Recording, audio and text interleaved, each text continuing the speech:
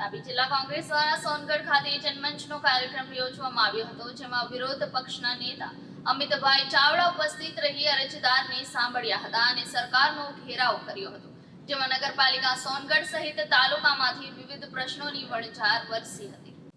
તાપી જિલ્લામાં સોનગઢ તાલુકા ખાતે તાપી જિલ્લા કોંગ્રેસ આયોજિત જનમંચનો કાર્યક્રમ યોજાયો હતો, જેમાં ગુજરાત રાજ્ય વિરોધ પક્ષના નેતા અમિતભાઈ ચાવડા ઉપસ્થિત રહી અરજદારોને સાંભળ્યા હતા અને તેમના પ્રશ્નો લેખિતમાં લઈ વિધાનસભામાં લઈ જવાની તૈયારી બતાવી હતી। આ જનમંચ કાર્યક્રમમાં વિરોધ પક્ષના નેતા અમિતભાઈ ચાવડાએ સરકારને ઘેરાવ કરતા જણાવ્યું હતું કે સામાન્ય માણસ ટેક્સ ભરે છે અને પૈસા વપરાય છે, ઉદ્યોગપતિઓ માટે સિંચાઈનું પાણી પણ, જંગલ જમીન આરોગ્ય સહિત વિદ્યાર્થીઓના શિષ્યવૃત્તિ સહિત જાતિના દાખલા સહિત વેદાંતા અને રેલ રોકો આંદોલન થયા, પણ સરકાર જાગી નહીં।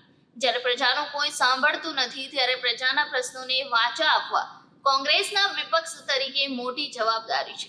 ત્યારે ભ્રષ્ટાચાર અંગે સરકારનો ઘેરાવો કરતા વધુમાં તેમણે જણાવ્યું હતું કે 156ની સરકાર બની પણ પ્રજાની સમસ્યા જેમની તેમ રહી છે। સરકારનો એક પણ મંત્રી પ્રજાના પ્રશ્નો સાંભળવા જાહેરમાં આવતા નથી તેમ જણાવ્યું હતું। ગુજરાતની જનતાનો અવાજ એટલે કોંગ્રેસનો જનમંચ કાર્યક્રમ આજે તાપી જિલ્લામાં સોનગઢ ખાતે આ બજાર વચ્ચે જનમંચ કાર્યક્રમમાં તમે સૌએ જોયું હશે, ખૂબ મોટી સંખ્યામાં સમાજના તમામ વર્ગ વિસ્તારના લોકો આજે જોડાયા છે। આ મંચ પર આવીને એમણે પોતાના આક્રોશ, વ્યથા અને તકલીફો રજૂ કરી છે। આજે આદિવાસી વિસ્તારમાં મેદાંતા જેવા પ્રોજેક્ટ આવે અને એમાંથી ઝીંકના ઉત્પાદનના નામે આખા વિસ્તારને ખતમ કરવાનો જે પ્રોજેક્ટ આવી રહ્યો છે એનો લોકો વિરોધ કરી રહ્યા છે। આજે ગ્રામ્ય વિસ્તારમાં શિક્ષણની વ્યવસ્થાઓ નથી, રસ્તા તૂટેલા છે।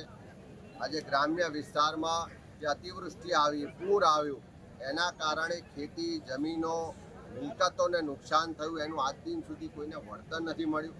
આજે ગ્રામ્ય વિસ્તારમાં વિદ્યાર્થીઓ માટે એસટીના પ્રશ્નો છે, સ્થાનિક યુવાનોને રોજગારના પ્રશ્નો છે, જળ જંગલ જમીનનો જેનો અધિકાર છે એ ફોરેસ્ટ એક્ટ હેઠળ આદિવાસીના દાવા હજુ નિકાલ થતા નથી।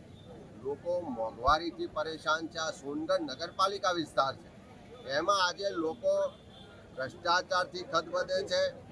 જે રીતે વહીવટમાં ભ્રષ્ટાચાર થઈ રહ્યો છે, ભેદભાવ થઈ રહ્યો છે, ગેરરીતિઓ થઈ રહી છે, એની સામે લોકોનો આક્રોશ છે।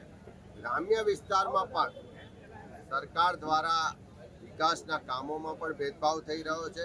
આ તમામ બાબતોને લોકોએ ખૂબ ઉગ્રતા સાથે રજૂ કરી છે અને કોંગ્રેસ પક્ષના તમામ આગેવાનો, કાર્યકરો આવનારા દિવસોમાં તમામ પ્રશ્નોને લઈ અને રસ્તા પર પણ ઉતરીશું અને વિધાનસભામાં પણ રજૂઆત કરીશું।